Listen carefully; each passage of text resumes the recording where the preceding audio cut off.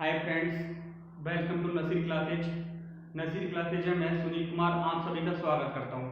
तो दोस्तों, आज हम ब्लड जो खून होता है, रक्त, उसके बारे में पढ़ते हैं। ठीक है, तो ब्लड, ठीक है, तो हम जानते हैं कि जो ब्लड होता है वो एक विशेष प्रकार का ऊतक होता है जो निम्न तीन पदार्थों से मिलकर बना होता है। निम्न जो तीन होते हैं कौन कौन सा? एक तो मैट्रिक्स दोस्तों, एक होता है प्लाज्मा, और और थर्ड होता है दोस्तों अन्य संगठित संरचनाएं जिनके अंदर आरबीसी, डब्ल्यूबीसी और दोस्तों प्लेटलेट आते हैं, प्लेटलेट्स आते हैं। ठीक है, तो ब्लड क्या होता है? एक विशेष प्रकार का ऊतक होता है जो मैट्रिक्स, प्लाज्मा तथा अन्य संगठित संरचनाएं जिनके अंदर आरबीसी, डब्ल्यूबीसी तथा प्लेटलेट्स आती है उनसे मिलकर बना होता है। ठीक है, अब हम बात करते हैं कि ब्लड के अंदर लगभग 55% वॉल्यूम को प्लाज्मा कवर करता है, जबकि 45% वॉल्यूम को अन्य संगठित संरचनाएं अर्थात आरबीसी, डब्ल्यूबीसी एवं प्लेटलेट्स कवर करती है।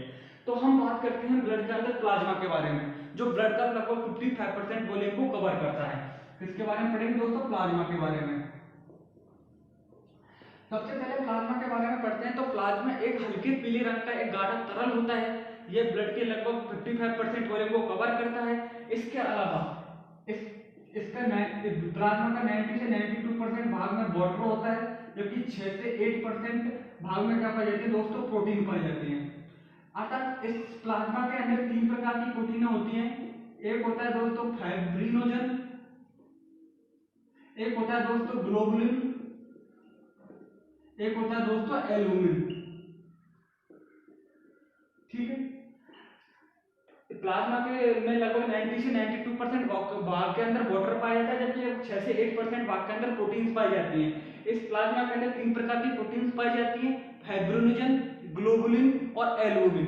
फाइब्रिनोजन होती है जो हमारा रक्त का थक्का जमाने या रक्त का स्कंदन में सहायक होती है, जबकि ग्लोबुलिन होता है जो हमारे प्रतिरक्षा तंत्र में सहायक होती है, जबकि जो एल्बुमिन होता है वो परासरणी संतुलन में सहायता करती है। ठीक है, इनके अलावा प्लाज्मा में Na positive, calcium +2, Mg+2, HCO3 negative का Cl नेगेटिव आदि आयन भी पाए जाते हैं।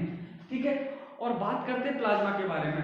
तो प्लाज्मा में क्या होता है कि जब बिना थक्का ऑब्लिक स्कंदन कारक हो गए, फाइब्रिनोजन होता है जो कि प्लाज्मा प्रोटीन का एक भाग होता है, अर्थात तो बिना फाइब्रिनोजन, बिना थक्का ऑब्लिक स्कंदन कारक का जो प्लाज्मा होता है उसको क्या कहते हैं दोस्तों? सीरम कहते हैं। क्या कहते हैं दोस्तों? सीरम कहते हैं। इसके साथ ही प्लाज्मा में हम एक चीज पढ़ते हैं कि जब ये निष्क्रिय रूप से बहता है तो ग्लूकोज, अमीनो अम्ल एवं लिपिड भी इसके साथ निष्क्रिय रूप में बहते रहते हैं। ठीक है, ये अब किसके बारे में पढ़ा दोस्तों? प्लाज्मा के बारे में हमने पढ़ा। ठीक है, अब हम पढ़ेंगे दोस्तों आरबीसी, डब्ल्यूबीसी तथा प्लेटलेट्स के बारे में।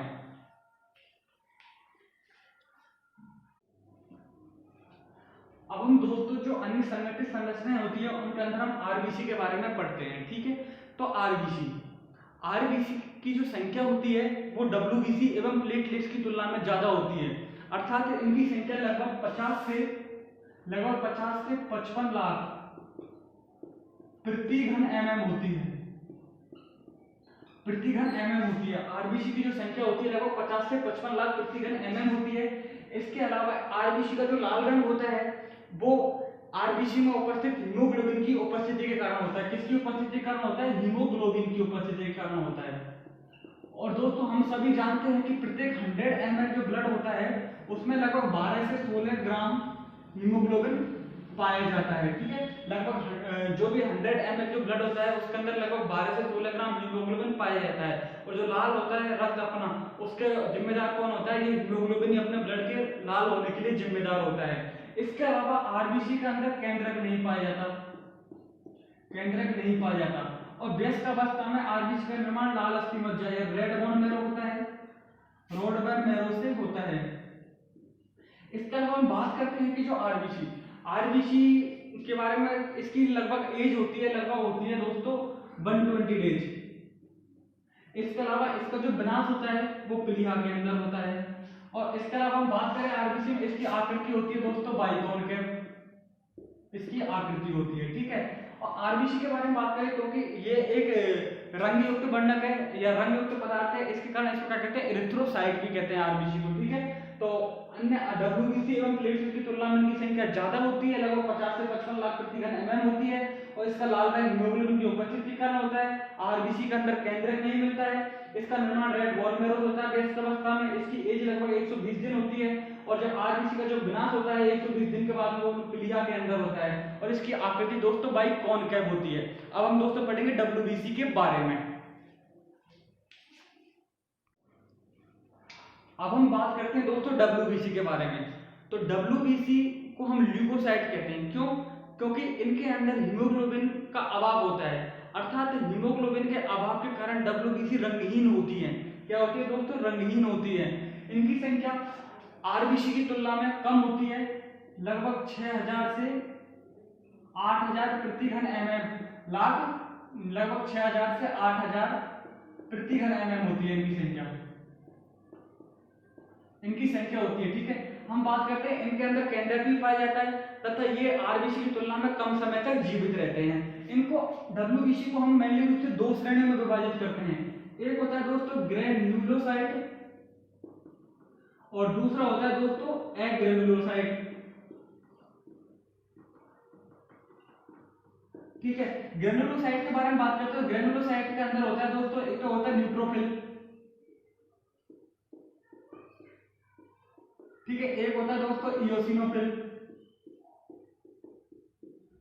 एक होता है दोस्तों बेसोफिल। ठीक है, हम बात करते हैं दोस्तों न्यूट्रोफिल लगभग 60 से 62% भाग में पाया जाता है, जबकि इओसिनोफिल होता है जो कि 2 से 3% भाग में पाया जाता है, जबकि बेसोफिल लगभग 0.5 से 1% भाग के अंदर पाया जाता है। ठीक है, अब एग्रेनुलोसाइट के अंदर मोनोसाइट और लिम्फोसाइट। लिम्फोसाइट लगभग 20 से 25% भाग के अंदर पाए जाते हैं, जबकि मोनोसाइट होते हैं वो लगभग 6 से 8% भाग के अंदर पाए जाते हैं। ठीक है दोस्तों, अब हम बात करते हैं कि जो न्यूट्रोफिल्स होते हैं वो न्यूट्रोफिल्स वो अपनी मोनोसाइट के साथ मिलकर भक्षण का कार्य करते हैं कि हमारे शरीर के अंदर जो रोगकारक भय जीव है उनको हमारी बॉडी के अंदर आने से रोकते हैं, अर्थात उनका प्रवेश को रोकते हैं न्यूट्रोफिल्स एवं मोनोसाइट मिलकर। ठीक है, इसके अलावा बेसोफिल होते हैं। बेसोफिल हिस्टामिन, हेपेरिन तथा सेरोटोनिन का स्राव करते हैं तथा शोधकारी क्रियाओं में सम्मिलित होते हैं। अब बात करते हैं इओसिनोफिल की। इओसिनोफिल जो कि लगभग 2 से 3% होता है, यह एलर्जी प्रक्रियाओं में अपनी इंपॉर्टेंट भूमिका अदा करते हैं। तथा जो लिम्फोसाइट होता है, ये दो प्रकार की लिम्फोसाइट होती है, एक होता है टी लिम्फोसाइट, एक होता है बी लिम्फोसाइट। ये हमारे शरीर की जो प्रतिरक्षक तंत्र है उसके लिए उत्तरदायी होती है। ठीक है, इसके बारे में पढ़ा। अब हम जो डब्ल्यूबीसी के बारे में दोस्तों हमने पढ़ लिया है, अब हम तीसरा पढ़ते हैं दोस्तों, किसके बारे में पढ़ेंगे? हम प्लेटलेट्स के बारे में। अब हम तीसरा किसके बारे में पढ़ेंगे दोस्तों? प्लेटलेट्स के बारे में। आप एक बार डब्ल्यूबीसी का कर लीजिए दोस्तों, एक स्क्रीनशॉट ले लीजिए। दोस्तों हम अन्य संगठित संरचना के अंदर तीसरे प्लेटलेट्स के बारे में पढ़ते हैं। ठीक है, प्लेटलेट्स को दोस्तों हम थ्रोम्बोसाइट भी कहते हैं। जो प्लेटलेट्स होती हैं दोस्तों ये मेगाकैरियोसाइट होते हैं, उनके टुकड़ों में विखंडन के द्वारा बनती हैं। इसके अलावा इनकी संख्या लगभग कितनी होती है? इनकी संख्या लगभग 1.5 से 3.5 लाख प्रति घन mm होती है। ठीक है, इनकी संख्या होती है। इसके अलावा जो प्लेटलेट्स होता है इनके द्वारा कई प्रकार के पदार्थ स्रावित किए जाते हैं तथा प्लेटलेट्स का सबसे बड़ा इंपोर्टेंस रक्त के स्कंदन या रक्त का ठनका जमाने में। यदि हमारे शरीर के अंदर प्लेटलेट्स की कमी आती है तो उसके कारण रक्त का थक्का नहीं बन पाता और शरीर से चोट लगने पर अत्यधिक रक्त बहता है। इसके कारण व्यक्ति की मौत तक हो सकती है। तो क्या होता है? प्लेटलेट्स का सबसे इंपॉर्टेंट रोल क्या होता है? रक्त का थक्का जमाना है रक्त के स्कंदन में। हम देखते हैं दोस्तों कि यदि किसी व्यक्ति को डेंगू हो जाता है तो उसके अंदर क्या होता है दोस्तों? प्लेटलेट्स की कमी होती है। हम जैसे भी डॉक्टरों से बात करते हैं तो डॉक्टर कहता है कि प्लेटलेट्स की कमी है, अर्थात एक नॉर्मल व्यक्ति के अंदर प्लेटलेट्स कितनी होनी चाहिए? लगभग 1.5 से 3.5 लाख प्रति घन mm होनी चाहिए। तो दोस्तों आज हमने ब्लड के 3 घटक प्लाज्मा, मैट्रिक्स एवं अन्य संगठित संरचनाओं के बारे में पढ़ा। जैसे प्लाज्मा जो कि ब्लड का लगभग 55% वॉल्यूम कवर करता है। इसके अलावा जो अन्य संगठित संरचनाओं उनके अंदर आरबीसी, डब्ल्यूबीसी एवं प्लेटलेट्स आती हैं, वो ब्लड का लगभग 45% वॉल्यूम कवर करती है। उन सभी के बारे में हमने पढ़ा दोस्तों। ठीक है, तो उम्मीद है आप सबको हमारी क्लास पसंद आई होगी। इसी के साथ हम विदा लेते हैं और आप सभी के उज्जवल भविष्य के लिए एवं उत्तम स्वास्थ्य के लिए कामना करते हैं। धन्यवाद।